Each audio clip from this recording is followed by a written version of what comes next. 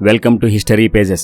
ప్రాచీన భారతదేశంలో పూర్వ మధ్యయుగాలలో ఉన్న సామ్రాజ్యాల రాచరిక వ్యవస్థలకు తొలి పునాదులు వేసిన సామ్రాజ్యం అఖండ భారతదేశంలో అప్పటి సామ్రాజ్యాల మధ్య జరిగిన నిరంతర యుద్ధాలలో అమేయమైన శక్తిగా నిలిచి అఖండ భారతదేశాన్ని ఒకే పాలన కిందకు తెచ్చిన మహాసామ్రాజ్యం అదే ప్రాచీన భారతదేశంలోని సామ్రాజ్యాలలోకెల్లా అత్యంత శక్తివంతమైన మగధ సామ్రాజ్యం. పంచమ వేదమైన మహాభారత కాలానికి పూర్వ మధ్యయుగాల భారతదేశ చరిత్రకు మధ్య వారధిగా ఉన్న సామ్రాజ్యం. మహాభారత కాలానికి ముందే స్థాపించబడి వేల సంవత్సరాలు కొనసాగిన మగధ సామ్రాజ్య ప్రస్థానం ఎలా జరిగింది అన్నది ఈ వీడియోలో తెలుసుకుందాం. Please watch. ప్రాచీన భారతదేశంలో 16 మహాజనపదాలుగా పిలువబడ్డ సామ్రాజ్యాలలో మగధ సామ్రాజ్యం కూడా ఒకటి. అవే కాంబోజా, గాంధార, కురు, పాంచాల, సూరసేన, మత్స్య, అవంతి, వత్స, చేతక, కోసల, మల్ల, కాశీ, మగధ, వజ్జి, అంగ, అస్మక. వీటిని షోడశ మహాజనపదాలని కూడా పిలిచేవారు. ఈ సామ్రాజ్యాలన్నీ దాదాపుగా మహాభారత కాలం నుండే ఉన్నాయి. ఈ 16 రాజ్యాలలో ఒకటైన కురు సామ్రాజ్య వారసులైన కౌరవ పాండవుల మధ్య జరిగిన మహాయుద్ధమే కురుక్షేత్రం. ఈ యుద్ధంలో ఈ 16 సామ్రాజ్యాల రాజులు ఏదో ఒక పక్షంలో పాలు పంచుకున్నారని, మహాభారత కాలంలో మగధను పాలించిన జరాసంధుడు భీముని చేతిలో మరణించాడని మనకు మహాభారతం ద్వారా తెలుస్తోంది. ఆ తర్వాతి కాలంలో జరాసంధుని వంశవారసులు మగధను దాదాపు 682 BC వరకు పాలించారట. విష్ణు పురాణం ప్రకారం ఛేదిరాజైన ఉపరిచరవసు తన రాజ్యాన్ని కుమారులకు పంచి ఇవ్వగా అందులో అగ్రజుడైన బృహద్రథుడికి మగధ ప్రాంతం వచ్చింది. భౌగోళికంగా అత్యంత సురక్షితమైన ప్రదేశంలో 5 కొండల మధ్య ఉన్న గిరివ్రజను రాజధానిగా చేసుకుని బృహద్రథుడు మగధ సామ్రాజ్యాన్ని స్థాపించాడు. అదే నేటి బీహార్ రాష్ట్రంలోని రాజ్గిర్. ఈ బృహద్రథుడి కుమారుడే మహాభారతంలోని జరాసంధుడు. జరాసంధుడు భీముని చేతిలో మరణించిన తర్వాత అతని వారసులు 682 BCE దాకా మగధ సామ్రాజ్యాన్ని పరిపాలించినట్లు మనకు వివిధ గ్రంథాల ద్వారా తెలుస్తోంది. ఈ వంశానికి చివరి రాజు అయిన రిపుంజయుడి కాలంలో అతని వద్ద మహామంత్రిగా ఉన్న పులీకుడు రిపుంజయుని హత్య చేసి తన కుమారుడు ప్రద్యోతుని రాజుగా చేశాడు. అలా వేల సంవత్సరాల పాటు మగధ సామ్రాజ్యాన్ని పాలించిన ఉపరిచరవసు వంశపాలన రిపుంజయుడి మరణంతో అంతరించిపోయింది. ఆ తరువాతి కాలంలో అధికారం చేతులు మారి 550 BCE నాటికి మగధ సామ్రాజ్యం హర్యాంక వంశం పాలనలోకి వచ్చింది. బౌద్ధ గ్రంథమైన మహావంశ ప్రకారం అప్పటి మగధ సామ్రాజ్య సామంతరాజుల్లో ఒకరైన భాటియా అనే రాజు తన కుమారుని 15 సంవత్సరాల వయసులోనే మగధ సింహాసనంపై కూర్చోపెట్టాడు. అతడే బింబిసారుడు. ఈ 16 మహాజనపదాల ప్రస్తావన ప్రాచీన బౌద్ధ గ్రంథమైన అంగుత్తర నికాయలో కూడా ఉంది. 16 రాజ్యాలలో ఒకటైన కాశీ మొదట్లో శక్తివంతంగా ఉండేది. కాశీ రాజ్యానికి ఉత్తరాన వరుణ నది, దక్షిణాన అసి అనే నది ఉండడం వల్ల ఈ నదుల పేరు మీద కాశీ రాజధాని నగరానికి వరుణ, అసి అనే నదుల పేర్లు కలిపి వారణాసిని పిలిచేవారు. కానీ ఆ తర్వాతి కాలంలో వివిధ కారణాల వల్ల కాశీ మహాజనపదం బలహీనపడింది. సారవంతమైన నేలలున్న గంగానది తీర ప్రాంతంపై ఆధిపత్యం కోసం పెద్ద సామ్రాజ్యాలు తమ రాజ్య విస్తరణలో భాగంగా ఈ రాజ్యాల మధ్య నిరంతరం జరిగిన యుద్ధాల వల్ల చాలా రాజ్యాలు తమ అస్తిత్వాన్ని కోల్పోయి చివరకు 4 సామ్రాజ్యాలు మాత్రమే మిగిలాయి. అవే అవంతి, కోసల, వత్స, మగధ. సామాన్య శక పూర్వం 544 BCEలో చిన్న వయసులోనే మగధ సింహాసనం అధిష్ఠించిన బింబిసారుడు ఆ తర్వాతి కాలంలో తన శక్తియుక్తులతో మగధ సామ్రాజ్యాన్ని అపారంగా విస్తరించాడు. భౌగోళికంగా చుట్టూ ఎత్తైన కొండలతో ప్రకృతి సహజంగా ఏర్పడిన 5 కొండల మధ్య అత్యంత సురక్షితమైన స్థలంలో ఉన్న గిరివ్రజను రాజధానిగా కలిగి ఉన్న మగధ సామ్రాజ్యం బింబిసారుడి పాలనలో బలీయమైన శక్తిగా ఎదిగింది. గంగానది మైదాన ప్రాంతాలపై నియంత్రణ ఉండడం వల్ల ఆ ప్రాంతంలో ఉన్న సారవంతమైన భూముల వలన మగధ సామ్రాజ్యంలో లభించే ఇనుప ఖనిజం వలన మగధ సంపన్నమైన దేశంగా అభివృద్ధి చెందింది. ఈ సంపదను ఉపయోగించుకున్న బింబిసారుడు రాజ్య రక్షణకై ప్రత్యేక సైనిక వ్యవస్థను ఏర్పాటు చేసుకున్నాడు. మగధ సామ్రాజ్యాన్ని బలీయం చేసుకున్న బింబిసారుడు అనవసర యుద్ధాలు చేయకుండా తన పొరుగున ఉన్న రాజ్యాలతో స్నేహపూర్వకంగా ఉండేవాడట. కోసలరాజు కుమార్తె కోసలాదేవిని వివాహం చేసుకుని కోసలరాజు నియంత్రణలో ఉన్న సుసంపన్నమైన కాశీ పట్టణాన్ని బహుమానంగా అందుకున్నాడు. మరో పొరుగు రాజ్యం వైశాలిని పాలిస్తున్న లిచ్చావి రాజకుమార్తె చెల్లనని కూడా వివాహం చేసుకున్నాడు. ఈ వైశాలి నగరం ఇప్పటికీ బీహార్ రాష్ట్రంలో అదే పేరుతో ఉంది. ఇక మగధకు పశ్చిమాన ప్రస్తుతం మధ్యప్రదేశ్లో ఉన్న శక్తివంతమైన రాజ్యం అవంతి. ఈ 2 రాజ్యాల మధ్య పచ్చగడ్డి వేస్తే భగ్గుమనేంత చిరకాల వైరం ఉండేది. ఈ 2 రాజ్యాల మధ్య అప్పటికే అనేక యుద్ధాలు కూడా జరిగాయి. ఇద్దరూ బలవంతులే కావడం వలన విజయం ఎవరినీ వరించలేదు. ఉజ్జయిని మరియు మాహిష్మతులను రాజధానులుగా కలిగి ఉన్న అవంతి రాజ్యం మగధ సామ్రాజ్యానికి పక్కలో బల్లెంలాగా ఉండేది. బింబిసారుడి కాలంలో అవంతి రాజుగా ఉన్న ప్రద్యోత మహాసేనుడికి కామర్ల వ్యాధి వచ్చి ప్రాణాపాయ స్థితిలో ఉన్నప్పుడు బింబిసారుడు తన ఆస్థానంలో ఉన్న జీవకుడు అనే రాజ్య వైద్యుడిని పంపి ప్రద్యోత మహాసేనుడి కామెర్ల వ్యాధిని నయం చేయించాడట. అప్పటి నుండి ప్రద్యోత మహాసేనుడు మరియు బింబిసారుడు ప్రాణ స్నేహితులుగా మారిపోయారు. అపారమైన తన రాజనీతితో బింబిసారుడు శత్రువును కూడా శాశ్వత మిత్రునిగా మార్చుకున్నాడు. చంపానదిపై నియంత్రణ కోసం పోటీపడ్డ అంగరాజ్యాన్ని ఓడించి మగధలో విలీనం చేసుకుని అక్కడ తన కుమారుని రాజప్రతినిధిగా నియమించి రాజ్యాన్ని మరింతగా విస్తరించాడు. ప్రస్తుత బీహార్ మరియు పశ్చిమ బెంగాల్ ప్రాంతాల్లో విస్తరించి ఉన్న ఈ అంగరాజ్యానికి దుర్యోధనుడు కర్ణుడిని రాజుగా ప్రకటించాడని మహాభారతంలో ఉంది. గ్రామస్థాయి నుండి రాజ్యస్థాయి వరకు పటిష్టమైన పాలనా వ్యవస్థను నిర్మించి మగధను బింబిసారుడు పరిపాలించినట్లు తెలుస్తోంది. బౌద్ధ మత స్థాపకుడైన గౌతమ బుద్ధుడు బింబిసారునికి సమకాలీకుడు. గౌతమ బుద్ధుని బోధనలకు ప్రభావితుడైన బింబిసారుడు అతన్ని తన రాజ్యానికి ఆహ్వానించి కొంతకాలం పాటు అక్కడే ఉండడానికి గౌతమ బుద్ధుడిని ఒప్పించాడు. గౌతమ బుద్ధుని పరివారానికి వెదురువనంలో కుటీరాన్ని నిర్మించి తాను కూడా బౌద్ధ మతాన్ని తీసుకున్నట్లు బౌద్ధ గ్రంథమైన మహావంశ ప్రకారం తెలుస్తోంది. గౌతమ బుద్ధుని వద్ద వరుసకు సోదరుడైన దేవదత్తుడు ఉండేవాడు.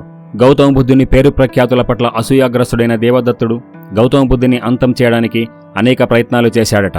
అవన్నీ విఫలం కావడంతో బుద్ధుడికి మహారాజు బింబిసారుడు శిష్యుడిగా ఉన్నందువల్ల బింబిసారుణ్ణి అడ్డు తొలగించుకుంటే బుద్ధుణ్ణి చంపడం తేలికని భావించి బింబిసారుడి కుమారుడైన అజాతశత్రుతో స్నేహం చేసి అతన్ని తండ్రిపై రెచ్చగొట్టాడు.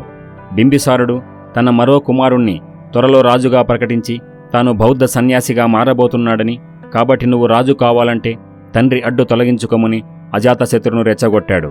అలా అజాతశత్రు తన ఆంతరంగిక అధికారులతో కలిసి తండ్రిని చెరసాలలో బంధించి సింహాసనం ఆక్రమించుకున్నాడని, అవమానం భరించలేక బింబిసారుడు చెరసాలలోనే ఆత్మహత్య చేసుకున్నాడని రాశారు. మరికొన్ని గ్రంథాల్లో మాత్రం బింబిసారుడిని అజాతశత్రు అంతఃపురంలోనే హత్య చేశాడని రాశారు. ఏది ఏమైనా ఒక మహాసామ్రాజ్య నిర్మాత బింబిసారుడు తన పుత్రుని సామ్రాజ్యకాంక్షకు బలైపోయాడు. సామాన్య శక పూర్వం 492 బీసీలో అధికారంలోకి వచ్చిన అజాతశత్రు తండ్రికి పూర్తిగా భిన్నమైన మార్గంలో రాజ్యపాలన చేశాడు. బింబిసారుడు తన పాలనలో అనుసరించిన దౌత్యనీతిని పక్కనబెట్టి తన ప్రధానమంత్రి అయిన వస్సక్కరుని సలహాలతో పొరుగు రాజ్యాలైన కోసల, లిచ్చావులను ఆక్రమించుకోవాలని యుద్ధం చేశాడు. కోసల రాజ్యాన్ని జయించిన అజాతశత్రుకు గిరిజన వీరులైన లిచ్చావులను జయించడం అంత సులభం కాలేదు. పర్వత ప్రాంతాల్లో బలమైన కోటలను కలిగి ఉన్న లిచ్చావులను ఓడించడానికి 16 సంవత్సరాల సుదీర్ఘకాలం యుద్ధం చేయాల్సి వచ్చింది. దానికి కారణం అప్పటికే గణతంత్ర రాజ్యంగా ఉన్న లిచ్చావుల రాజకుటుంబాల మధ్య ఉన్న ఐకమత్యం కూడా ప్రధాన కారణం. మరోవైపు బింబిసారుడు అంగరాజ్యాన్ని జయించిన సమయంలో అక్కడ రాజప్రతినిధిగా నియమించిన అజాతశత్రు మరో సోదరుడు కూడా లిచ్చావులకు సహకరిస్తూ ఉండేవాడు.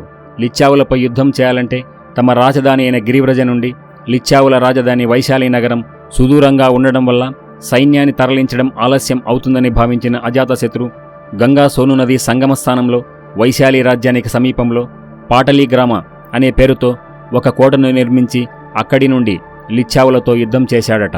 ఆ తర్వాత కాలంలో అదే ప్రాంతంలో అజాతశత్రు కుమారుడు ఉదయనుడు కొత్త రాజధాని నగరం పాటలీపుత్రాన్ని నిర్మించాడు. ఈ యుద్ధాలలో విజయం కోసం అజాతశత్రు రథమూసల, మహాశిలకంటక అనే కొత్త యుద్ధ యంత్రాలను తయారు చేయించి ఉపయోగించాడు. మనం ఈ యంత్రాలనే బాహుబలి చిత్రంలో చూశాం. రథమూసల అంటే ఒక యుద్ధరథానికి ముందు వైపున గిరగిర తిరిగే కత్తుల చక్రాన్ని అమర్చడం వలన ఆ రథం వెళుతున్న దారిలో ఎదురుగా వచ్చిన శత్రువుల తలలు, శరీరాలు తెగిపోతాయి. కోట గోడలను బద్దలు కొట్టడానికి భారీ సైజులో ఉన్న బంతి లాంటి రాళ్లను ప్రయోగించే యంత్రం మహాశిలకంటక. ఇంతటి బృహత్ ప్రయత్నాల తర్వాత కూడా లిచ్చావులను ఓడించడం సాధ్యం కాకపోవడంతో తన ప్రధానమంత్రి అయిన వస్సక్కరుడిని రాజ్య బహిష్కరణ అనే నెపంతో లిచ్చావుల రాజ్యానికి పంపి వారి మధ్య అంతఃకలహాలు రెచ్చగొట్టి ఐక్యతను దెబ్బతీసి అలా వారిని బలహీనం చేసి ఆ తర్వాత జరిగిన యుద్ధంలో లిచ్చావులను ఓడించిన అజాతశత్రు వైశాలిని కూడా మగధ సామ్రాజ్యంలో విలీనం చేసుకున్నాడు. వైశాలిలో అతిలోక సౌందర్య రాశి అయిన ప్రసిద్ధ నర్తకి ఆమ్రపాలిని ప్రేమించిన అజాతశత్రు ఆ తర్వాతి కాలంలో ఆమె బౌద్ధ సన్యాసినిగా మారిపోవడం వలన తాను కూడా బౌద్ధ మతాన్ని ప్రోత్సహించాడని బౌద్ధ గ్రంథాల వల్ల తెలుస్తోంది. ఈ కాలంలోనే అజాతశత్రు మల్లా అనే మరో గణతంత్ర రాజ్యాన్ని కూడా ఓడించి మగధలో విలీనం చేసుకున్నాడు. ఈ పరిణామాలన్నింటినీ చూస్తున్న మగధ మరో సరిహద్దు రాజ్యం అవంతిరాజు ప్రద్యోత మహాసేనుడు తన మిత్రుడు బింబిసారుడి మరణానికి ప్రతీకారం తీర్చుకోవడానికి సమయం కోసం ఎదురుచూస్తున్న క్రమంలో మగధ రాజధాని గిరివ్రజలో 32 సంవత్సరాల తర్వాత మళ్లీ చరిత్ర పునరావృతమైంది. అజాతశత్రు కుమారుడు ఉదయనుడు 460 బీసీలో తండ్రిని హత్య చేసి సింహాసనాన్ని ఆక్రమించుకున్నాడు. సామాన్య శక పూర్వం 460 బీసీ నుండి 444 వరకు మగధ సామ్రాజ్యాన్ని పాలించిన ఉదయనుడు మగధ సామ్రాజ్యానికి మధ్యభాగంలో, ప్రస్తుతం పాట్నాకు సమీపంలో గంగా, సోను నదుల సంగమ స్థానంలో ఎత్తైన ప్రదేశంలో ఒక విశాలమైన రాజధాని నగరాన్ని నిర్మించాడు. అదే పాటలీపుత్రం. ఆ తర్వాతి కాలంలో చాలామంది మగధ చక్రవర్తులకు పాటలీపుత్రం రాజధాని నగరంగా విలసిల్లింది. ఉదయనుని తర్వాత అతని 3 కుమారులైన అనిరుద్ధుడు, మౌండ్యుడు, నాగదర్శకుడు ఒకరి తర్వాత ఒకరు 413 బీసీఈ వరకు మగధను పాలించారు.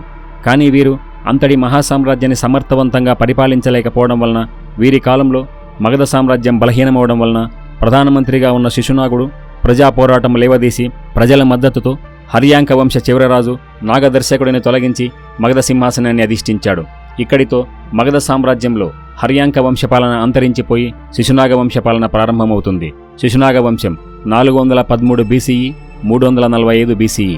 రాజ్య వ్యవహారాల్లో విశేష అనుభవం ఉన్న శిశునాగుడు మగధ సామ్రాజ్యానికి బింబిసారుని మరణం తర్వాత నుండి వైరమున్న అవంతి మరియు వత్స రాజ్యాలపై దండయాత్రలు చేసి వాటిని జయించి మగధ సామ్రాజ్యంలో విలీనం చేసుకున్నాడు. శిశునాగుడు వైశాలి నగరాన్ని 2వ రాజధానిగా చేసుకుని పరిపాలించాడు. తర్వాత అతని కుమారుడు కాలాశోకుని పరిపాలనా కాలంలో సామాన్య శక పూర్వం 383 బీసీఈలో 2వ బౌద్ధ మహాసభలు వైశాలి నగరంలో జరిగాయి. కాలాశోకుని తర్వాత అతని కుమారులు నందివర్ధనుడు, తర్వాత మహానందుడు మొదలైన వారు 366 బీసీఈ నుండి 345 బీసీ వరకు మగధను పాలించారు. కానీ 345లో అప్పటి శిశునాగ వంశం చివరరాజైన మహానందుని అతని ప్రియురాలు సహకారంతో వ్యక్తిగత సహాయకుడైన మహాపద్మనందుడు హతమార్చి మగధ సింహాసనాన్ని ఆక్రమించుకున్నాడు. ఇక్కడితో శిశునాగ వంశపాలన అంతరించిపోయి నందవంశ పరిపాలన ప్రారంభమవుతుంది. నందవంశం 345 బీసీఈ నుండి 322 బీసీఈ వరకు. బౌద్ధ గ్రంథమైన మహాబోధి వంశ ప్రకారం మహాపద్మనందునికి 8 మంది సోదరులు ఉన్నారట. వీరినే నవనందులని పిలిచేవారు. మహాపద్మనందుని కాలంలో మగధ సామ్రాజ్యం చుట్టుపక్కల ఉన్న అనేక చిన్న రాజ్యాలను జయించి దక్షిణ భారతదేశం వైపు మరింతగా విస్తరించి ప్రాచీన భారతదేశంలో విశాలమైన సామ్రాజ్యంగా, అత్యంత శక్తివంతమైన సామ్రాజ్యంగా నిలిచింది. నందవంశరాజులకు ధనంపై విపరీతంగా వ్యామోహం ఉండేదట. తాము జయించిన రాజ్యాలలో లభించిన సంపదను, అలాగే రాజ్యంలోని ప్రజలపై విపరీతంగా పన్నులు వేసి పోగు చేసిన సంపదను బంగారంగా మార్చి మహాపద్మనందుడు బంగారం నిధిని భూగర్భంలోనికి నిక్షిప్తం చేసినట్లు ప్రసిద్ధమైన కథ ప్రచారంలో ఉంది. 1,00,000 కోట్ల సువర్ణ ముద్రికలను సేకరించిన నందరాజు ఆ నిధిని గంగానది అడుగున నిక్షిప్తం చేశాడట. మహాపద్మం అన్నది ఒక సంఖ్య అని, దీని విలువ 1,00,000 కోట్లని బ్రౌన్ నిర్ణయించారు. గంగానదికి ప్రవాహం తక్కువగా ఉన్న సమయంలో తాత్కాలిక ఆనకట్ట నిర్మించి నదీ ప్రవాహాన్ని మళ్లించి ఇసుక తేలిన నదిలో పెద్ద గొయ్యి తవ్వి అందులో ఈ బంగారాన్ని నందుడు పూడ్చిపెట్టించాడట. ఆ తర్వాత తాత్కాలిక ఆనకట్టను తొలగించి నదిని మళ్లీ సువర్ణనిధి నిక్షిప్త ప్రాంతం మీదికి మళ్లించాడని కొన్ని ప్రాచీన తమిళ గ్రంథాల్లో చెప్పబడి ఉంది. మహాపద్మనందుడు అన్న పేరు ఈ చక్రవర్తికి అందుకే వచ్చిందట. మహాపద్మనందుని తరువాత మగధ సామ్రాజ్యాన్ని 328 బీసీఈ నుండి ధననందుడు పరిపాలిస్తున్న కాలంలోని 326 బీసీలో గ్రీకు చక్రవర్తి అలెగ్జాండర్ భారతదేశంపై దండయాత్ర చేశాడు. వాయువ్య భారతదేశ సరిహద్దులలో ఉన్న చిన్న రాజ్యాలను జయించి గాంధార రాజ్యంలో ఉన్న తక్షశిల వరకు చేరుకున్నాడు. గాంధార రాజైన అంబి అలెగ్జాండర్కి లొంగిపోయినా కూడా కేకయ రాజ్యాన్ని పాలిస్తున్న పౌరవరాజు పురుషోత్తముడు అలెగ్జాండర్ను ఎదిరించి పోరాడాడు. ఆ యుద్ధంలో దాదాపు ఓటమి అంచుల వరకు వెళ్లిన అలెగ్జాండర్ పురుషోత్తముడితో సంధి చేసుకుని తాను అప్పటికే గెలిచిన భారతదేశ సరిహద్దులలో ఆఫ్ఘనిస్తాన్ ప్రాంతంలో ఉన్న రాజ్యాలలో గ్రీకు ప్రతినిధులను నియమించి వెనుదిరిగి వెళ్లిపోయాడని గ్రీకు గ్రంథాల్లో రాశారు. అలెగ్జాండర్ భారతదేశ దండయాత్ర గురించి పూర్తి సమాచారంతో ఉన్న వీడియో మా ఛానల్లో అందుబాటులో ఉంది. లింక్ కింద డిస్క్రిప్షన్లో ఇవ్వబడింది. ఇక నందరాజుల పాలనలో అధికంగా ఉన్న పన్నులను చెల్లించలేని ప్రజానీకంపై అతని సోదరులు కొంతమంది రాజోద్యోగులు తీవ్ర అకృత్యాలకు పాల్పడేవారట. ఈ విషయం మహారాజుకు ఫిర్యాదు చేయాలని వెళ్లిన ఒక మహాపండితుని నందరాజులు తీవ్రంగా అవమానించి సభాస్థలి నుంచి గెంటేశారట. ఆయనే అర్థశాస్త్ర రచయిత చాణక్యుడు. ఈయనకి కౌటిల్యుడు, విష్ణుగుప్తుడు అనే పేర్లు కూడా ఉన్నాయి. అలా నందులచే తీవ్రంగా అవమానించబడి నందుల మీద ప్రతీకారం తీర్చుకోవాలని ఆలోచిస్తున్న చాణక్యుడు తనలాగే నందుల చేతిలో అవమానించబడ్డ చంద్రగుప్తుని చేరదీసి తనతో పాటు తక్షశిలకు తీసుకుని వెళ్లి అక్కడ అతనికి అనేక యుద్ధ విద్యలతో పాటు రాజనీతి శాస్త్రాన్ని కూడా బోధించి మహావీరుడిగా తయారు చేశాడు. ప్రస్తుత పాకిస్తాన్ ప్రాంతంలో ఉన్న తక్షశిలలో అప్పటి కాలంలో మహావిశ్వవిద్యాలయం ఉండేది. దేశ విదేశాల నుండి వచ్చిన విద్యార్థులు అక్కడికి విద్యాభ్యాసానికి వచ్చేవారట. సామాన్య శకం 5వ శతాబ్దంలో విశాఖదత్తుడు రచించిన ముద్రారాక్షసం ప్రకారం చంద్రగుప్తుడు ధననందుని కుమారునిగా పేర్కొన్నారు. ధననందుడు చంద్రగుప్తుని తల్లి మురాదేవిని వివాహం చేసుకుని ఆ తర్వాత నిర్లక్ష్యం చేసి అవమానించడంతో చంద్రగుప్తుడు ఎలాగైనా నందరాజులపై ప్రతీకారం తీర్చుకోవాలని, మగధ సింహాసనాన్ని స్వాధీనం చేసుకోవాలని ప్రయత్నాలు చేస్తూ ఉండేవాడట. పురాతన గ్రంథాలను బట్టి చంద్రగుప్తుడు సామాన్య శక పూర్వం 350 BCE ప్రాంతంలో జన్మించాడు. ఈయన మౌర్య వంశానికి చెందిన వ్యక్తి. ఈ వంశం గౌతమ బుద్ధుడి శాక్య వంశంలోని ఒక తెగ. పాలీ భాషలో నెమలిని మోరా అంటారు. నెమళ్లను పెంచే వృత్తుల వారిని మౌర్యులు అని పిలిచేవారు. చంద్రగుప్తుడి తల్లి రాజుల కొరకు నెమళ్లను పెంచే వ్యక్తి కుమార్తె అని పేర్కొన్నారు. చాణక్యుడి పర్యవేక్షణలో విద్యాభ్యాసము పూర్తి చేసుకున్న చంద్రగుప్తుడు స్థానిక గిరిజన తెగల సమూహాలతోనూ, నందుల చేతిలో దెబ్బతిన్న వర్గాలతోనూ ఒక చిన్నపాటి సైన్యాన్ని ఏర్పాటు చేసుకుని ఎదురుచూస్తున్న చాణక్య చంద్రగుప్తులకు సమయం కలిసి వచ్చింది. భారతదేశ దండయాత్రలో విఫలమై వెనుదిరిగిన అలెగ్జాండర్ 323 BCEలో బాబిలోనియాలో అనారోగ్యంతో మరణించాడు. అలెగ్జాండర్ మరణించిన తర్వాత భారతదేశ వాయువ్య సరిహద్దులలో అలెగ్జాండర్ గెలిచిన ప్రాంతాలకు ప్రతినిధులుగా ఉన్న గ్రీకు గవర్నర్ల మధ్య ఆ ప్రాంతంపై ఆధిపత్యం కోసం అంతఃకలహాలు ప్రారంభమయ్యాయి. ఈ పరిస్థితులను చక్కగా వినియోగించుకున్న చాణక్యుడు వారి మధ్య మరింత విభేదాలు కల్పించి గ్రీక్ గవర్నర్ల నాయకులైన నికోనార్, ఫిలిప్ వంటి వారిని అంతం చేసి వారి ఆధీనంలో ఉన్న ఆ ప్రాంతాలను స్వాధీనం చేసుకున్నారు. ఆ ప్రాంతంలో ఉన్న స్వతంత్ర భారతీయ సైన్య దళాలతోనూ తమ దగ్గర ఉన్న సైన్యాలతోనూ కలిసి గ్రీకు రాజ్యానికి సామంతునిగా ఉన్న గాంధార రాజు అంబిపై మెరుపుదాడి చేసి ఓడించి గాంధార రాజ్యాన్ని కూడా స్వాధీనం చేసుకున్నారు. అలా భారతదేశ వాయువ్య ప్రాంతంలో మగధ సరిహద్దులలో ఉన్న రాజ్యాలన్నీ చంద్రగుప్తుడి ఆధీనంలోకి వచ్చాయి.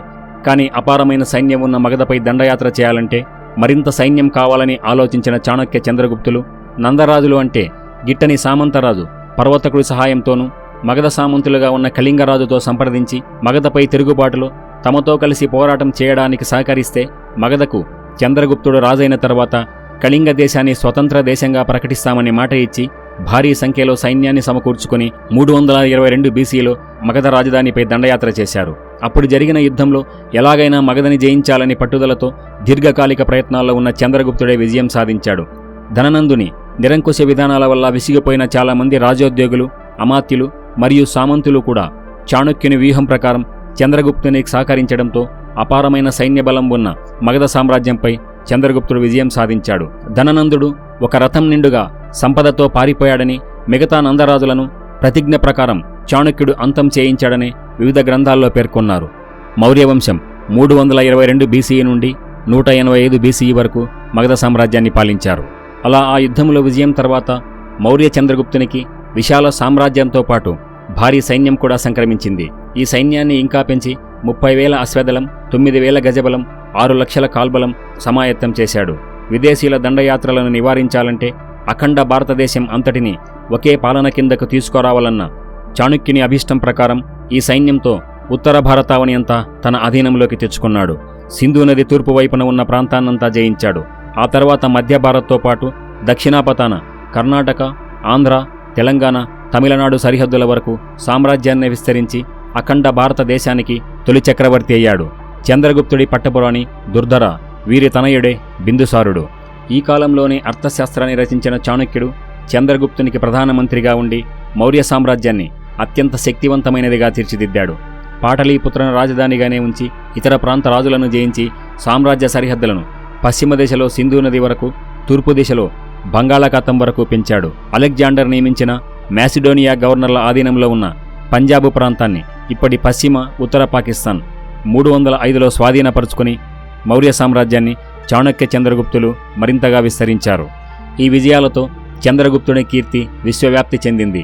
మగధ రాజధాని పాటలీపుత్రలో ఇతర దేశాల రాయబారులు కూడా ఉన్నారు. వీరిలో ముఖ్యులు రోమ్, ఈజిప్ట్, పర్షియా, గ్రీక్, సిరియాకు చెందినవారు. ఈ వరుస విజయాలతో మౌర్య సామ్రాజ్యం పశ్చిమ సముద్రం అంటే అరేబియా సముద్రం నుండి తూర్పు సముద్రం బంగాళాఖాతం వరకు విస్తరించింది. ఈ కారణంగా పశ్చిమ దిశ దేశాలతో సముద్ర వాణిజ్యం జరపడానికి వీలైంది.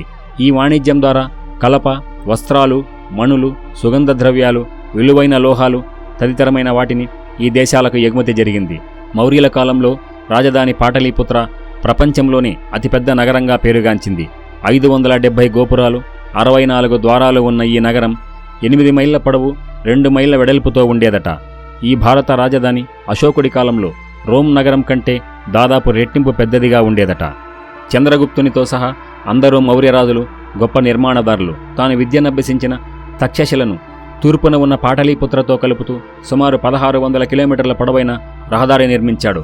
ఇటువంటి వ్యూహాత్మక రహదారి మౌలిక సదుపాయాలను అనేక దిక్కులలో చంద్రగుప్తుడు కల్పించడం జరిగింది. వీటిలో ముఖ్యమైనవి నేపాల్, కపిలవస్తు, డెహ్రాడూన్, మీర్జాపూర్, ఒడిషా, ఆంధ్ర, తెలంగాణ, కర్ణాటక. ఈ అనుసంధాన వ్యవస్థ వల్ల వాణిజ్యం, వర్తకం అభివృద్ధి అవడమే కాక సైన్యాలను వేగంగా, సమర్థవంతంగా గమ్యాలు చేర్చడానికి వీలైంది. 305 బీసీలో సెల్యూకస్ నికేటర్ బాబిలోన్, పర్షియా ఇతర రాజ్యాలను జయించి పంజాబ్లో సింధు నదిని దాటి మౌర్య సామ్రాజ్యంలో ప్రవేశించాడు. చంద్రగుప్తుని చేతిలో ఓడిపోయి బందీగా చిక్కిన సెల్యూకస్ చాణక్యుడి సూచనలతో చంద్రగుప్తుడితో సంధి చేసుకుని తన రాజ్యంలోని ప్రాంతాలైన కాబూల్, గాంధార, హెరాత్, బెలూచిస్తాన్ తదితర ప్రాంతాలను చంద్రగుప్తునికి ఇచ్చి సంధి చేసుకున్నాడు. ఫలితంగా మౌర్య సామ్రాజ్యం ఉత్తరాన ఆఫ్ఘనిస్తాన్ వరకు విస్తరించింది. ఈ సంధి ఒడంబడికలో భాగంగా సెల్యూకస్ తన కుమార్తె హెలెనాను చంద్రగుప్తుడికి ఇచ్చి వివాహం జరిపించాడు. మెగస్తనీస్ను మౌర్య ఆస్థానంలో గ్రీకు రాయబారుడిగా సెల్యూకస్ నియమించాడు. ప్రతిగా చంద్రగుప్త మౌర్య సెల్యూకస్కు 500 ఏనుగులు, భారీగా బంగారం, మణులు, వజ్రాభరణాలు, ఇతర విలువైన వస్తువులు బహుమతిగా ఇచ్చాడట. మౌర్య గ్రీకు సామ్రాజ్యాల మధ్య సత్సంబంధాలు బిందుసారుని కాలం వరకు నెలకొన్నాయి. జైన గ్రంథమైన పరిశిష్ట పర్వం ప్రకారం చంద్రగుప్తుడు తన పాలన చివరి రోజులలో జైన మతాన్ని స్వీకరించి ప్రచారం చేశాడు. సామాన్య శక పూర్వం 298 బీసీలో జైనమత గురువైన భద్రబాహు దక్షిణాదిన కర్ణాటకలో 12 ఏళ్లపాటు రాబోతున్న కరువును దివ్యదృష్టితో చూశాడట. దీన్ని తెలుసుకున్న చంద్రగుప్తుడు తన సింహాసనాన్ని త్యజించి కుమారుడు బిందుసారుని చక్రవర్తిగా ప్రకటించి భద్రబాహు ఆయన 12,000 మంది శిష్యులతో కలిసి కర్ణాటకకు చేరుకొని జంట శిఖరాలున్న శ్రావణ బెలగొలలో స్థిరపడ్డారు. ఈ పట్టణం బెంగళూరుకు 140 కిలోమీటర్ల దూరంలో ఉంది. అక్కడికి చేరుకున్న తర్వాత చంద్రగుప్తుడు తన శేష జీవితాన్ని అత్యంత నిరాడంబరంగా జీవించి సమస్తం త్యజించి జైనభక్తుడిగా గడిపాడు. చివరి కాలంలో ఒక గుహలో ఒంటరిగా జీవిస్తూ సల్లేఖన వ్రతాన్ని ఆచరించి ఆహారాన్ని కూడా త్యజించి సమాధి స్థితిలో ఉండి 297లో 53 ఏళ్ల వయసులో మరణం ఆసన్నం చేసుకున్నాడు. జైనమతం ప్రకారం సల్లేఖన వ్రతం అంటే అన్నపానాదులు విడిచిపెట్టి ఇచ్ఛామరణాన్ని పొందడం. చంద్రగుప్తుని మరణం తర్వాత అక్కడి 2 పర్వతాలలో ఒకటి చంద్రగిరిగా ప్రసిద్ధి చెందింది. అనుసరించిన ధర్మం ప్రకారం అఖండ భారతదేశ చక్రవర్తిగా సింహాసనం త్యజించి జైన సన్యాసిగా మారిన చంద్రగుప్తుని నిర్ణయం భారతీయ సంస్కృతి మరియు సమాజంపై శాశ్వత ప్రభావాన్ని చూపింది. అతని ఉదాహరణ అనేక మందిని ప్రాపంచిక ఆనందాలను త్యజించి ఆధ్యాత్మిక జ్ఞానోదయం పొందేలా ప్రేరేపించింది. బిందుసారుడు చంద్రగుప్తుని తర్వాత అతని కుమారుడు బిందుసారుడు సామాన్య శకపురం 298 బీసీలో మగధ సింహాసనాన్ని అధిష్ఠించాడు. బిందుసారుడు తన తండ్రి సృష్టించిన సామ్రాజ్యాన్ని సంరక్షించడమే కాక ఏకీకృతం కూడా చేశాడు. చాణక్యుడు బిందుసారునికి కూడా ప్రధానమంత్రిగా ఉన్నట్టుగా 16వ శతాబ్దపు టిబెటియన్ బౌద్ధ రచయిత తారానాథ్ తన రచనలో పేర్కొన్నాడు. ఇతను గ్రీకు రాజులతో కూడా సత్సంబంధాలను ఏర్పాటు చేసుకున్నాడు. బిందుసారుని కాలంలో భారతదేశానికి వచ్చిన వారిలో గ్రీకు రాజు టోలమీ, సెల్యూకస్ కుమారుడు యాంటియోనస్ ముఖ్యమైనవారు. బిందుసారుడికి ఆ పేరు పెట్టడానికి వెనుక కారణం బౌద్ధ గ్రంథమైన మహావంశటికలో ఈ విధంగా వివరించారు. ఆ కాలంలో రాజులపై ఎక్కువగా విషప్రయోగం జరిగేదట. ఎదురుగా వెళ్లి పోరాడలేని శత్రువులు మరియు అంతఃశత్రువులు విషప్రయోగాలతో రాజులను అంతం చేసేవారట. భారతదేశాన్ని ఒకే పాలన కిందికి తీసుకురావాలని యుద్ధాలు చేస్తున్న చంద్రగుప్తునిపై కూడా అలా విషప్రయోగం జరిగితే విషప్రభావాన్ని ఆయన తట్టుకోవడానికి చంద్రగుప్తునికి పెట్టే ఆహారంలో చాణక్యుడు ప్రతిరోజు కొద్దిగా విషం కలిపి ఉన్న ఆహారాన్ని చంద్రగుప్తుడికి ఇచ్చే ఏర్పాట్లు చేశాడట. చంద్రగుప్తుడికి పెట్టే ఆహారాన్ని తినవద్దని చంద్రగుప్తుడి భార్య దుర్ధరను చాణక్యుడు హెచ్చరించాడట. ఈ విషయం తెలియని చంద్రగుప్తుడు ఒకరోజు అంతఃపురంలో భోజనం చేస్తున్న సమయంలో అక్కడికి వచ్చిన తన పట్టపురాణి దుర్ధరకు కూడా అదే ఆహారాన్ని తినిపించాడు. అప్పుడు ఆమె 9 మాసాల నిండు గర్భిణి.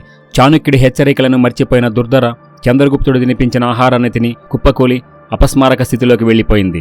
విషయం తెలిసి క్షణాల్లో అక్కడికి చేరుకున్న చాణక్యుడు విషప్రభావం చాలా ఎక్కువగా ఉందని, ఆమె బ్రతకడం అసంభవమని భావించి బిడ్డనైనా బ్రతికించాలని వెంటనే ప్రసవం చేసే మంత్రసానులను పిలిచి మహారాజు అనుమతితో ఆమె గర్భాన్ని కోసి బిడ్డను బయటకు తీశారట. ఇంకా కళ్ళు తెరవని బిడ్డను 7 రోజుల పాటు ప్రతిరోజు ఒక మేకను కోసి మేక గర్భంలో ఆ బిడ్డను ఉంచారట. 7 రోజుల తర్వాత కళ్ళు తెరిచిన బిడ్డను మేక గర్భంలో నుండి బయటకు తీసినప్పుడు శరీరమంతా రక్తపు బిందువులతో ఉన్నందువల్ల ఆ బిడ్డకు బిందుసారుడని చాణక్యుడే పేరు పెట్టాడట. బిందుసారుడు కొంతకాలం హిందూ మతాన్ని, మరికొంతకాలం అజీవక మతాన్ని అనుసరించినట్లు కొన్ని గ్రంథాల వల్ల తెలుస్తోంది.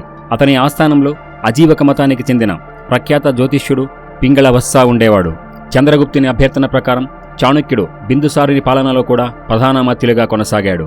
ఈ క్రమంలో మంత్రిమండలిలో చాణక్యుడి స్థానాన్ని ఆక్రమించాలని చూస్తున్న సునందు అనే వ్యక్తి మహారాజు బిందుసారుడితో చాణక్యుడే మీ తల్లి మరణానికి కారకుడని చెప్పగా బిందుసారుడు చెప్పుడు మాటలు విని చాణక్యుని ప్రధానమంత్రి పదవి నుండి తొలగించాడట. కానీ ఆ తర్వాత నిజం తెలుసుకుని చాణక్యుడి ఆశ్రమానికి వెళ్లి తిరిగి ప్రధానమంత్రి పదవి చేపట్టమని ప్రాధేయపడ్డాడు. తనకు వయసు మీద పడుతోందని, విశ్రాంతి తీసుకోవాలని కారణం చెప్పి నిరాకరించగా చాణక్యుడిని ఒప్పించి రాజ్యానికి తీసుకురమ్మని సునందుణ్ణి బింబిసారుడు ఆదేశించాడు. కాని ఎట్టి పరిస్థితుల్లోనూ చాణక్యుడు తిరిగి రాడని గ్రహించిన సునందు ఆయనను తీసుకువెళ్లకపోతే చక్రవర్తి ఆగ్రహానికి గురి కావలసి ఉంటుందని భావించి తనకు నమ్మకస్తులైన సైనికులతో చాణక్యుల వారి ఆశ్రమానికి నిప్పు పెట్టించాడట. మేము వెళ్లేసరికి ఆశ్రమం మంటల్లో తగలబడిపోతున్నదని, ఇది ఎవరో దారిదోపిడి దొంగల పని అయి ఉంటుందని బిందుసారుని నమ్మించాడు. కాని చాణక్యుల వారి శాపం ప్రకారం సునందుకు తాను ఆశించిన అమాత్య పదవి లభించకపోగా ఆ తర్వాతి కాలంలో బౌద్ధ మతాన్ని స్వీకరించి బౌద్ధ సన్యాసుల్లో కలిసిపోయాడట. అలా అఖండ భారతదేశ సాధనలో ప్రముఖ పాత్ర వహించి అర్థశాస్త్రాన్ని రచించిన మహామేధావి చాణక్యుడు 283 బీసీలో సుమారు 92 సంవత్సరాల వయసులో మరణించాడు. మహావంశ గ్రంథం ప్రకారం బిందుసారుడికి 16 మంది భార్యలు, 102 మంది సంతానం ఉండేవారట. అతని భార్యలలో సుభద్రాంగి ఒకరు. ఈమె కుమారుడే అశోకుడు. బిందుసారుడు తన మహాసామ్రాజ్యాన్ని పరిపాలనా సౌలభ్యం కోసం 4 భాగాలుగా విభజించి పరిపాలన సాగించాడు. పెద్ద కుమారుడైన సుసీమాను మగధ సామ్రాజ్యంలో అత్యంత ముఖ్యమైన ప్రదేశమైన తక్షశిలకు రాజప్రతినిధిగా నియమించాడు. అశోకుడు ఉజ్జయినిలో రాజప్రతినిధిగా బాధ్యతలు నిర్వర్తించే సమయంలో తక్షశిలలో సుసీమా అహంకార ప్రవర్తన వల్ల అక్కడి సామంతులు చేసిన తిరుగుబాట్లను అణిచివేయడం సుసీమాకు సాధ్యం కాకపోవడంతో అశోకుడు అక్కడికి వెళ్లి తక్షశిలలో తిరుగుబాట్లను సమర్థవంతంగా నివారించాడు. బిందుసారుడి వద్ద 500 మందితో వివిధ శాఖలకు సంబంధించిన పెద్ద మంత్రిమండలి ఉండేది. ఈ మంత్రిమండలి నాయకుడిగా కల్లాటకుడు మరియు రాధాగుప్తుడు వ్యవహరించేవారు. వీరికి అశోకుడి శక్తి సామర్థ్యాల పట్ల అపారమైన నమ్మకం ఉండేది. కానీ చక్రవర్తి బిందుసారునికి మాత్రం అశోకుడు అంటే ఇష్టం ఉండేది కదట. ఆయన సుసీమనే తన తర్వాత సింహాసనాన్ని అధిష్ఠించాలని భావిస్తుండేవాడు. అశోకుడు ఉజ్జయినిలో యువరాజుగా ఉన్న సమయంలోనే అక్కడ విదిశాదేవి అనే యువతిని ప్రేమించాడు. అప్పటికే బౌద్ధ మతంలో ఉన్న ఆమె ప్రేమ వల్ల అశోకుడు కూడా బౌద్ధ మతం పట్ల ఆకర్షితుడయ్యాడట. కళింగ యుద్ధం కంటే ముందే అశోకునికి బౌద్ధ మతం పట్ల విశ్వాసం ఉండేదని దీన్ని బట్టి తెలుస్తోంది. అశోకుడి తల్లి సుభద్రాంగి బ్రాహ్మణ యువతి అయినందువల్ల అశోకుడు యుక్త వయసు వచ్చే వరకు శివుణ్ణి ఆరాధించేవాడు. కానీ ఆ తర్వాతి కాలంలో దేవితో ప్రేమ వల్ల బౌద్ధ మతం పట్ల ఆకర్షితుడయ్యాడు. అలా అశోకుడు ఉజ్జయినిలో రాజప్రతినిధిగా ఉన్న సమయంలోనే 276 బీసీలో హఠాత్తుగా బిందుసారుడు మరణించాడు. బిందుసారుని మరణం తర్వాత సింహాసనం కోసం కుమారుల మధ్య దాదాపు 4 సంవత్సరాల పాటు అంతర్యుద్ధం జరిగింది. చివరికి అశోకుడు సింహాసనం కోసం పోటీపడ్డ తన సౌద సోదరులను అంతం చేసి మంత్రి రాధాగుప్తుడి సహకారంతో 272 బీసీలో మగధ సింహాసనాన్ని అధిష్ఠించాడు. రాజైన వెంటనే అప్పటికే రాజ్యంలో చెలరేగి ఉన్న తిరుగుబాట్లను నిర్దాక్షిణ్యంగా అణచివేసి తిరుగులేని అధికారాన్ని సొంతం చేసుకున్నాడు. కానీ శ్రీలంకకు చెందిన బౌద్ధ గ్రంథాల్లో అశోకుడు తన 99 మంది సోదరులను సింహాసనం కోసం హత్య చేశాడని రాశారు. హిందూ గ్రంథాల ప్రకారం కేవలం సింహాసనం కోసం పోటీపడ్డ వారిని మాత్రమే అంతం చేశాడని, అశోకుడు చక్రవర్తి అయిన తరువాత కూడా అతని సౌత సోదరులు అనేక మంది జీవించే ఉన్నారని రాశారు. బౌద్ధ గ్రంథాల్లో ఇలా రాయడానికి కారణం బౌద్ధ మతాన్ని స్వీకరించకముందు అశోకుడు చాలా రక్తపాతం చేసేవాడని చెప్పడానికి అని చరిత్రకారుల అభిప్రాయం. అశోకుడు మౌర్య చక్రవర్తి అయిన 9 సంవత్సరాల తరువాత 261 బీసీలో జరిగిన ఘోరమైన యుద్ధమే కళింగ యుద్ధం. కళింగ రాజ్యం నేటి ఒరిస్సా మరియు ఉత్తరాంధ్రలో కొంత ప్రాంతం కలిసి ఉండేది. మగధ సామ్రాజ్య రాజధానికి సమీపంలోని కళింగ దేశాన్ని నిజానికి నందరాజుల కాలంలోనే నందరాజులు కళింగను జయించడం వల్ల మగధకు సామంతరాజ్యంగా ఉండేది. కానీ చంద్రగుప్తుని కాలంలో నందరాజులపై యుద్ధంలో చంద్రగుప్తునికి సహకరించడం వల్ల అప్పటి నుండి కళింగ రాజ్యం స్వతంత్ర రాజ్యమైంది. ఆ తర్వాత చంద్రగుప్తుడు అఖండ భారతదేశ స్థాపనలో భాగంగా భారతదేశంలోని చాలా రాజ్యాలను జయించినా కూడా మగధ రాజధాని పాటలీపుత్రానికి దగ్గరలోనే ఉన్న కళింగ దేశం చంద్రగుప్తుడి పాలనలోనూ ఆయన కుమారుడు బిందుసారుడి కాలంలోనూ స్వతంత్ర రాజ్యంగా ఉండేది. అశోకుని కాలంలో కళింగ యుద్ధం జరగడానికి ఓడరేవులు ప్రధాన కారణం కావచ్చని చరిత్రకారులు భావిస్తున్నారు. అశోకుని కాలంలో మగధ ప్రాంతం నుండి ఎక్కువగా విదేశాలకు ఎగుమతులు దిగుమతులు సముద్ర మార్గం గుండా జరిగేవని, తద్వారా మగధ సామ్రాజ్య ఖజానాకు ఎక్కువగా పన్నుల రూపంలో ఆదాయం లభించేది. అప్పట్లో మగధ సామ్రాజ్యం ఆధీనంలో ఉన్న తామ్లుక్ ఓడరేవు కళింగ దేశానికి అత్యంత సమీపంలో ఉండడం వలన మగధకు సంబంధించిన ఓడలన్నీ కళింగ తీర ప్రాంతం మీదుగా రాకపోకలు సాగించేవి. అలా కళింగ తీర ప్రాంతం మీదుగా వెళుతున్న ఓడలను అక్కడ కొంతమంది బందిపోటు దొంగలు ముఠాలుగా ఏర్పడి ఓడలోని సామాగ్రి దోచుకునేవారట. ఈ విషయంపై అప్పటి కళింగ పాలకులను అశోకుడు హెచ్చరించగా వారు స్పందించలేదట. ఇవన్నీ నివారించాలంటే కళింగ కూడా తమ ఆధీనంలోనే ఉండాలని భావించిన అశోకుడు కళింగ దేశంపై దండయాత్ర చేశాడని చరిత్రకారులు భావిస్తున్నారు. మరో అభిప్రాయం ప్రకారం సువిశాల మౌర్య సామ్రాజ్య రాజధాని పాటలీపుత్రానికి దగ్గరలో మరో స్వతంత్ర రాజ్యం ఉండడం తమ సార్వభౌమత్వానికి క్షేమం కాదని భావించిన అశోకుడు కళింగ రాజ్యంపై దండయాత్ర చేశాడని మరికొంతమంది చరిత్రకారులు భావిస్తున్నారు. కళింగ చిన్న రాజ్యమైనా కూడా వారి సైనిక శక్తి అత్యంత శక్తివంతంగా ఉండేది. కళింగ దేశంలో చాలామంది సాధారణ పౌరులు కూడా యుద్ధ సమయాల్లో తమ దేశం తరపున శత్రువులతో పోరాడేవారు. అందువల్లనే అశోకుడు లక్షలాది సైన్యంతో కళింగపై దండయాత్ర చేశాడు. అప్పుడు జరిగిన భీకర పోరాటంలో కళింగ ఎంత వీరోచితంగా పోరాడినా కూడా సంఖ్యాపరంగా ఎక్కువగా ఉండి యుద్ధాలలో విశేష అనుభవం ఉన్న మగధ సైన్యాల చేతిలో ఓటమి తప్పలేదు. ఆ దారుణ యుద్ధ రక్తపాతంలో దాదాపు 1,00,000 మంది మరణించారని, మరో 1,50,000 మంది క్షతగాత్రులయ్యారని అశోకుడు తన శిలాశాసనంలో పేర్కొన్నాడు. ఆ దారుణ మారణకాండకు చెలించిపోయిన అశోకుడు ఇక భవిష్యత్తులో యుద్ధం చేయకూడదని, అహింసా మార్గాన్ని అనుసరించాలని భావించి అప్పటికే అహింసా సిద్ధాంతం మీద ఎదుగుతున్న బౌద్ధ మతాన్ని స్వీకరించి ప్రచారం చేశాడు. తన రాజ్యంలో హింసను పూర్తిగా నివారించి జంతు బలులను నిషేధించి జంతువులకు వైద్యశాలలు కూడా ఏర్పాటు చేశాడు. అప్పటికే విస్తారంగా ఉన్న రహదారులకు ఇరువైపులా బాటసారులకు నీడనిచ్చే చెట్లను నాటించి ప్రతి 9 మైళ్లకు ఒక బావిని తవ్వించాడు. తానే స్వయంగా బౌద్ధ క్షేత్రాలను సందర్శించి దేశవ్యాప్తంగా బౌద్ధ మతాన్ని ప్రచారం చేసి అనేక శిలాశాసనాలు కూడా వేయించాడు. దేశ విదేశాల్లో బౌద్ధ మతాన్ని ప్రచారం చేయడానికి తన కుమారులైన సంఘమిత్ర, మహేంద్రలను థాయిలాండ్, శ్రీలంక, కంబోడియా మొదలగు దేశాలకు పంపించాడు. అలా అశోకుని కాలంలో దేశవ్యాప్తంగా బౌద్ధ మతం ఉచ్చస్థితికి చేరింది. కానీ ఇదే సమయంలో దేశ భద్రతకు అత్యంత కీలకమైన వాయువ్య భారతదేశ సరిహద్దులలో కొన్ని సంచార జాతులు మరియు విదేశీయులు చొరబడి తమ స్థావరాలను ఏర్పాటు చేసుకున్నారు. సామ్రాజ్యాల కోసం దారుణ రక్తపాతాలు జరిగే ఆ కాలంలో అశోకుడు పూర్తిగా అహింసా సిద్ధాంతాన్ని పాటించినందువల్ల ఆ తర్వాతి కాలంలో శత్రువులు విజృంభించి సామ్రాజ్యం బలహీనపడి అశోకుని వారసుల కాలంలో ఖండఖండాలుగా విడిపోయిందని చరిత్రకారుల అభిప్రాయం. ఈ విధంగా దాదాపు 41 సంవత్సరాల కాలం పాటు మగధ సామ్రాజ్యాన్ని ఏకఛత్రాధిపత్యంగా పరిపాలించిన అశోక చక్రవర్తి 232 BCEలో మరణించారు. ఆయన మరణం తర్వాత అశోకుని పెద్ద కుమారుడు కునాలుడు అంధుడు కావడం వలన కునాలుడి కుమారుడు సంప్రాతి చిన్నవాడవడం చేత తాత్కాలిక చక్రవర్తిగా అశోకుని మరో మనువడైన దశరథుడు మౌర్య సామ్రాజ్యాన్ని 230 BCE 224 BCE మధ్యకాలంలో పాలించాడు. ఈయన తర్వాత కునాలుడి కుమారుడైన సంప్రాతి 224 BCE నుండి 215 BCE మధ్యకాలంలో పరిపాలించాడు. సంప్రాతి తన తాతగారైన అశోకుడు పాటించిన బౌద్ధ మతాన్ని వదిలి తన పూర్వీకుల మతమైన జైన మతాన్ని స్వీకరించాడు. తన పరిపాలనా కాలంలో దేశవ్యాప్తంగా చాలా జైన దేవాలయాలను నిర్మించి జైనమత వ్యాప్తికి విశేషంగా కృషి చేశాడు. సంప్రాతిని జైనమత అశోకుడిగా కొన్ని జైన గ్రంథాల్లో పేర్కొన్నారు. అతని కాలంలో నిర్మించిన జైన దేవాలయాలు ఇప్పటికీ కొన్ని ప్రాంతాల్లో ఉన్నాయి. సంప్రాతి తర్వాత శాలిసుకుడు 215 BCE నుండి 202 వరకు, దేవవర్మ 202 నుండి 195 BCE వరకు, బృహద్రథుడు 187 BCE నుండి 185 BCE వరకు పరిపాలించారు. అశోకుడి మరణం తర్వాత పాలించిన మౌర్య రాజులందరూ అంతటి మహాసామ్రాజ్యాన్ని సమర్థవంతంగా పరిపాలించలేకపోవడం వల్ల వాయువ్య భారతదేశంలో సరిహద్దులను దాటి ఇండోగ్రీకులు దండయాత్రలు చేసి పశ్చిమ భారతదేశం అంతటినీ ఆక్రమించుకుని పాటలీపుత్రం సమీపం వరకు వచ్చేశారట. ఇదే సమయంలో కొంతమంది సమర్థులైన సామంతరాజులు కూడా తిరుగుబాట్లు చేసి స్వతంత్రాన్ని ప్రకటించుకున్నారు. ఇలా తిరుగుబాట్లు చేసి స్వతంత్రాన్ని ప్రకటించుకున్న దక్షిణాది రాజ్యాలలో ముఖ్యులు కళింగులు, శాతవాహనులు.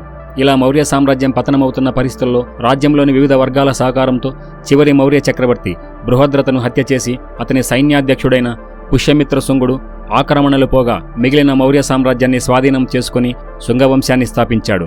ఈ విధంగా దాదాపు 136 సంవత్సరాల పాటు మగధ సామ్రాజ్యాన్ని పరిపాలించి విశాల భారతదేశాన్ని అంతటినీ ఒకే పాలన కిందకు తెచ్చిన మౌర్య వంశ పాలన అంతమైపోయింది. తరువాత వీడియోలో మగధ సామ్రాజ్యాన్ని పాలించిన శుంగవంశం, కన్వవంశం మరియు గుప్త సామ్రాజ్యం చరిత్ర గురించి తెలుసుకుందాం. జై హింద్. ఈ వీడియో చూసిన మీ అందరికీ మా ధన్యవాదాలు. ఈ వీడియో మీకు నచ్చినట్లయితే లైక్ చేయండి, షేర్ చేయండి. ఇంకా ఇలాంటి మరిన్ని ఇంట్రెస్టింగ్ టాపిక్స్ కోసం మా ఛానల్ని సబ్స్క్రైబ్ చేయండి. Please subscribe our channel history pages.